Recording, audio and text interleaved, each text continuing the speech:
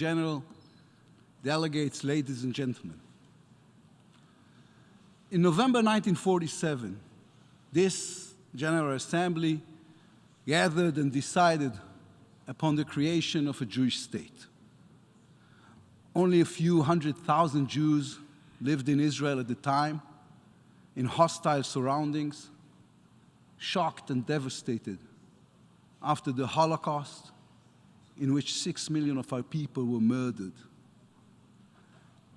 75 years later, Israel is a strong, liberal democracy, proud and prosperous.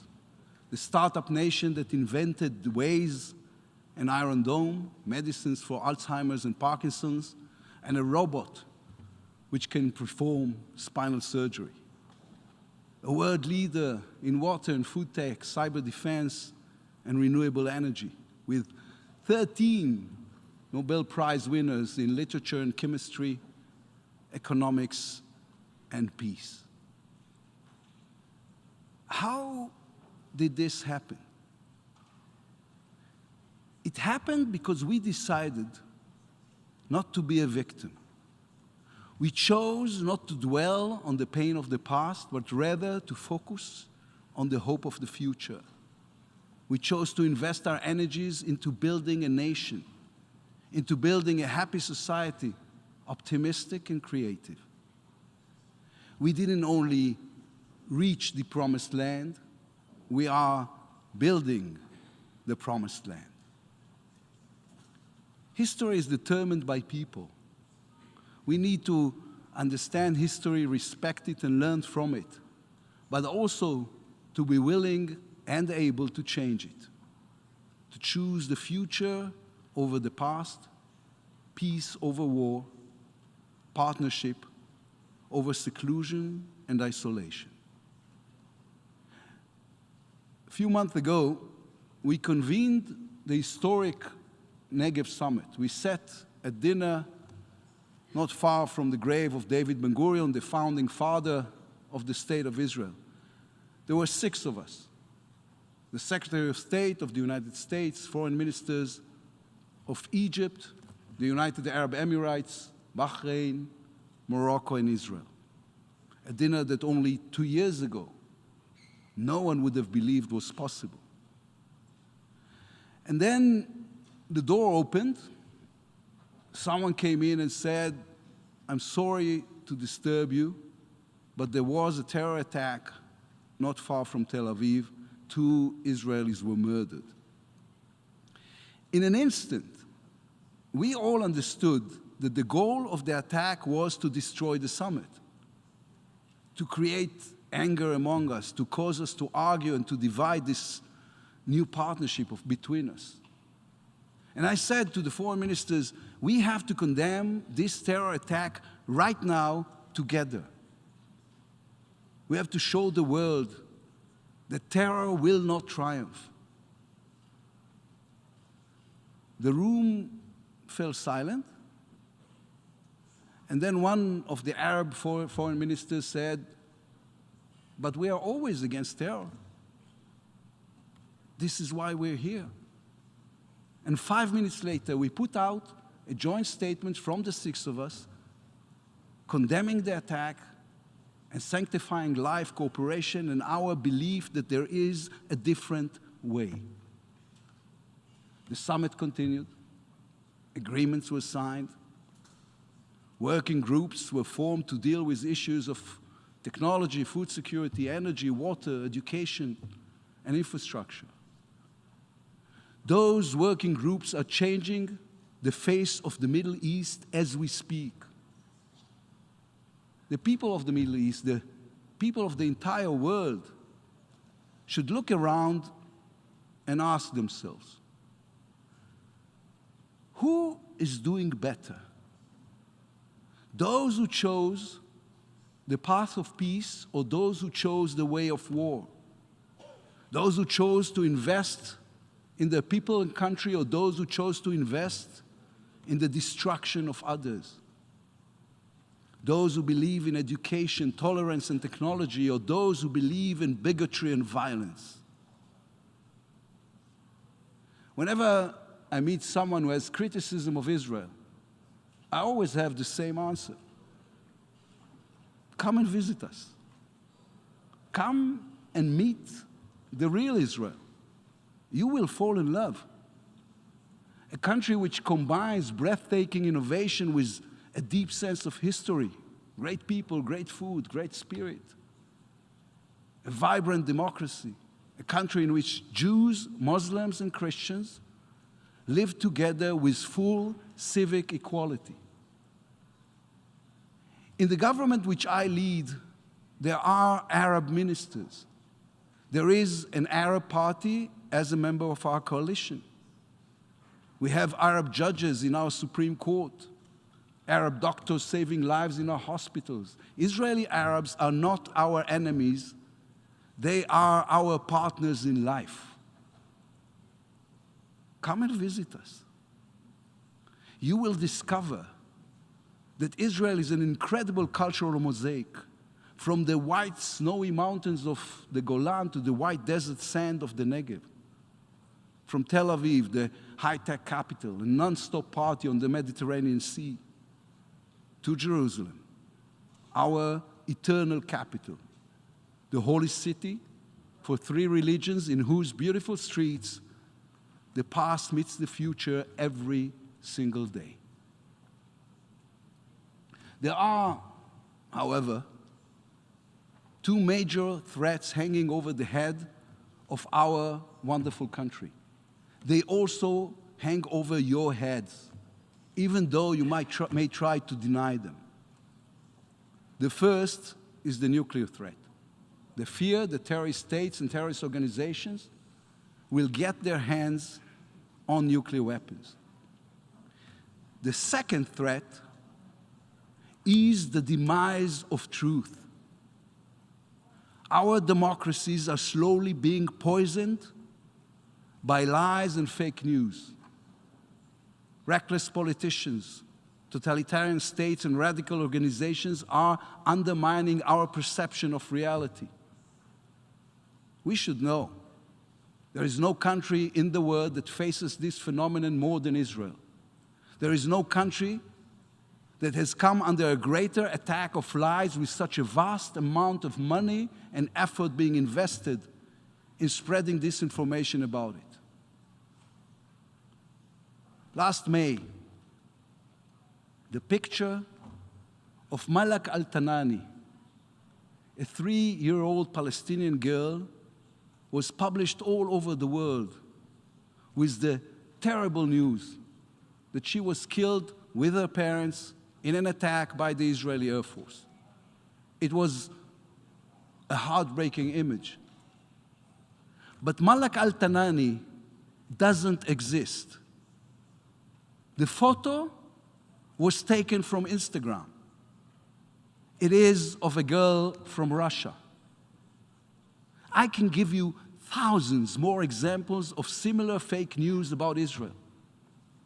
The anti-Israel movement has been spreading these lies for years in the media, on college campuses, and on social media. The question is not why they do it, but why are you willing to listen? Why are you listening to people who have invested billions of dollars in distorting the truth?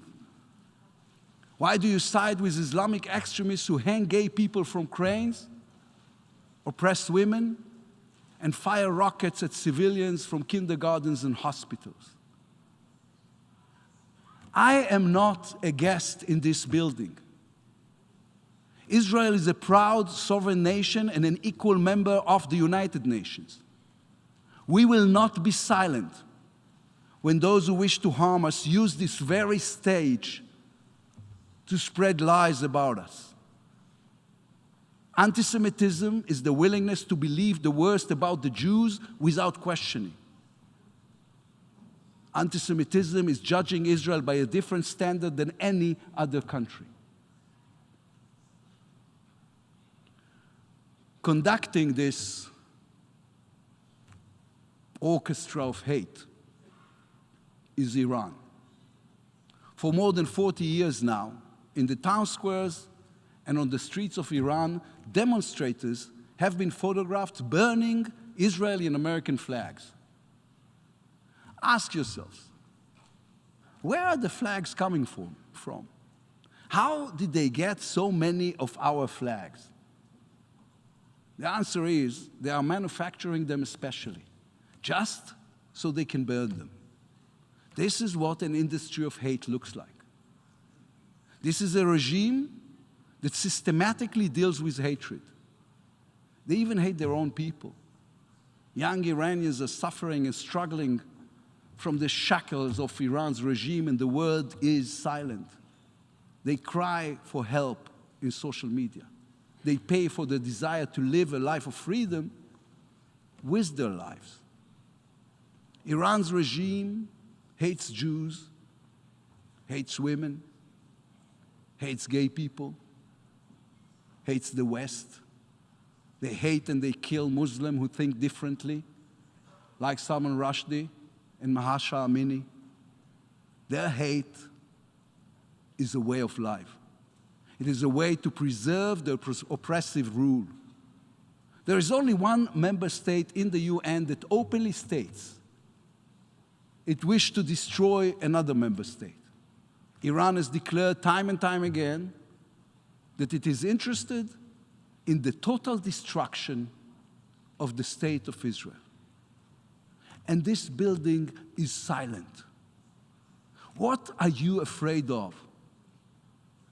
Has there ever been a time in human history where silence stopped violence?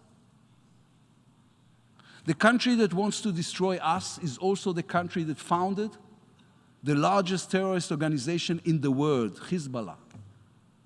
Iran funds Hamas and Islamic Jihad, and it is behind mass terrorist attacks from Bulgaria to Buenos Aires. It is a murderous dictatorship that is making every effort to get a nuclear weapon. If the Iranian regime gets a nuclear weapon, they will use it. The only way to prevent Iran from getting a nuclear weapon is to put a credible military threat on the table. And then, and only then, to negotiate a longer and stronger deal with them. It needs to be made clear to Iran that if it advances its nuclear program, the world will not respond with words, but with military force. Every time a threat like that was put on the table in the past, Iran stopped and retreated. Today, the world is choosing the easy option. It chooses not to believe the worst, despite all the evidence to the contrary. Israel does not have this privilege. This time, we are not standing empty-handed against those who want to destroy us. The Jews today have a state. We have an army. We have great friendships, first and foremost with the United States. We have capabilities, and we are not afraid to use them. We will do whatever it takes. Iran will not get a nuclear weapon. We will not stand by while there are those who try to kill us. Not again. Never again.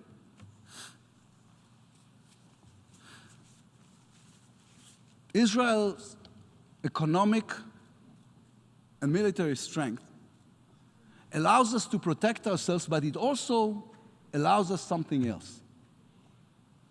To strive for peace with the entire Arab world and with our closest neighbors, the Palestinians.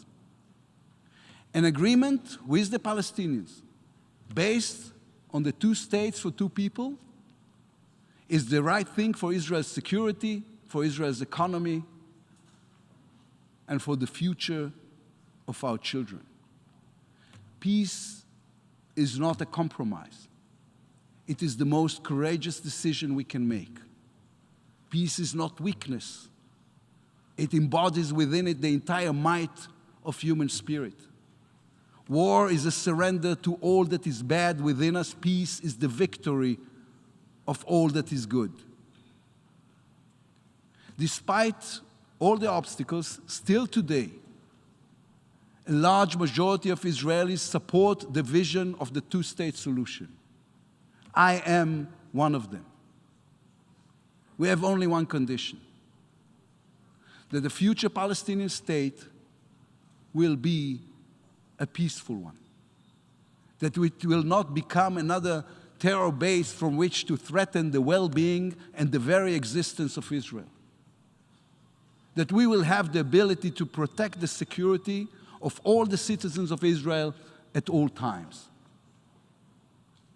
If someone believes that demand is too much, then look at the neighborhood in which we live.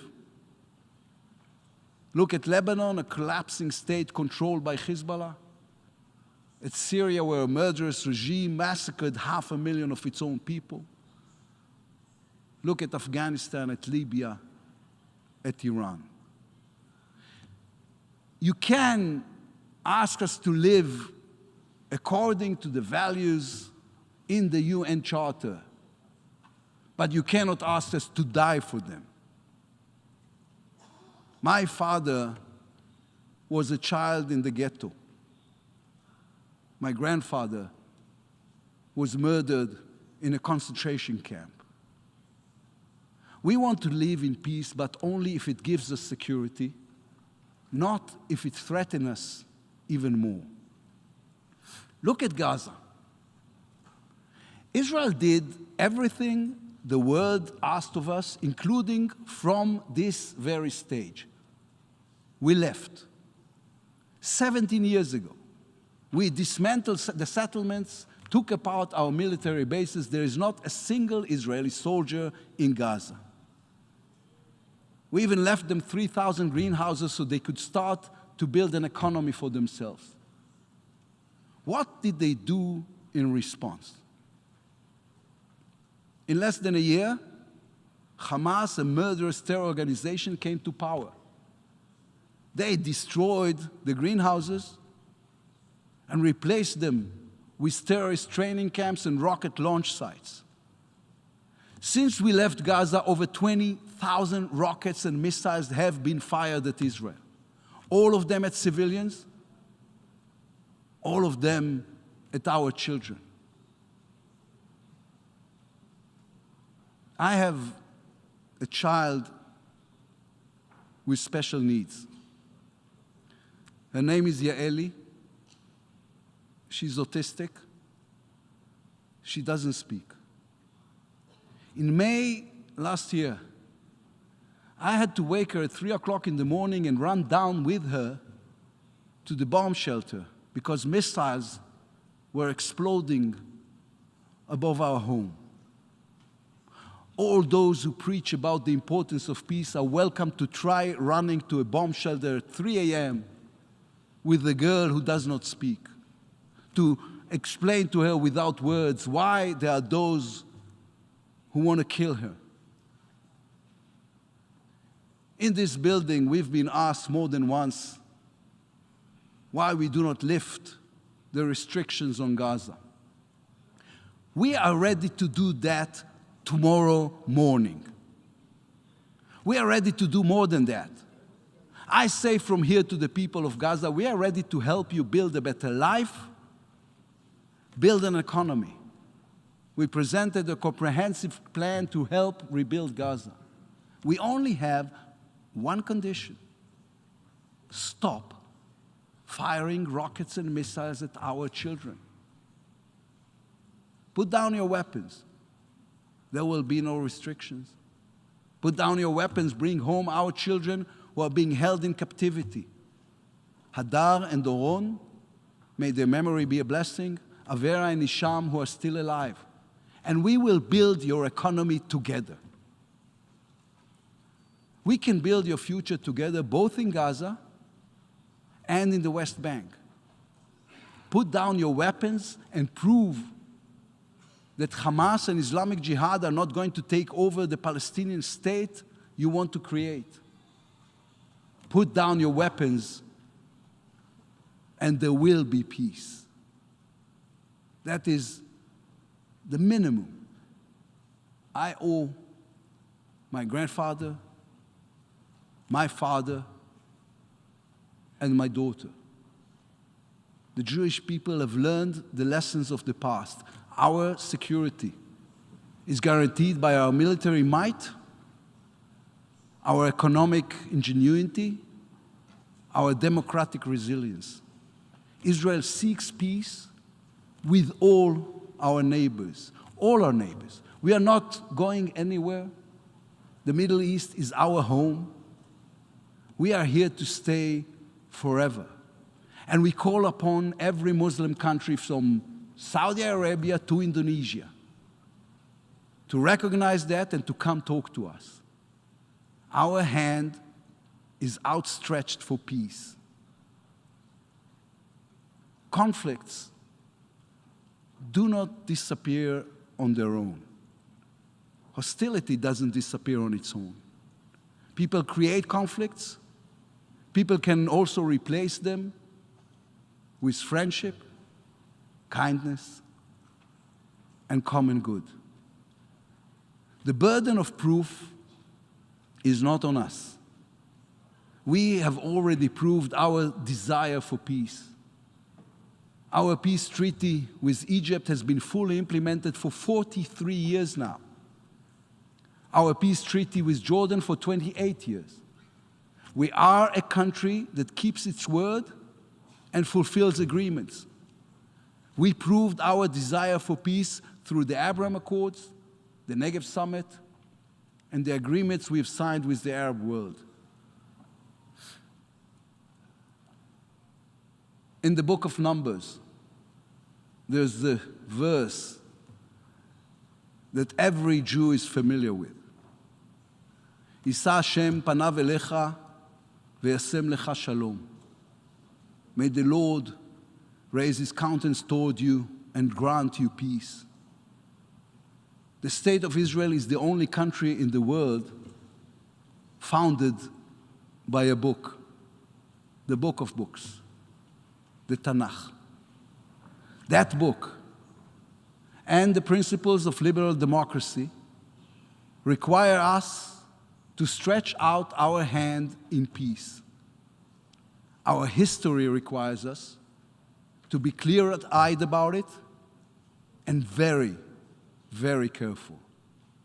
That is how we've made peace in the past. That is how we will make peace in the future. Thank you.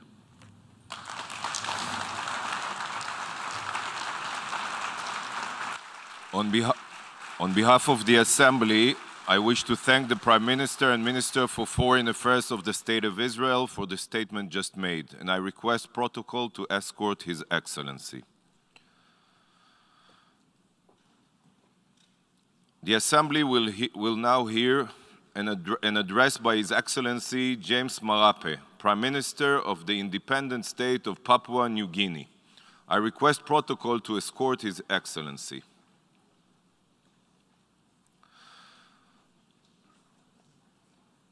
I have great pleasure in welcoming His Excellency James Marape, Prime Minister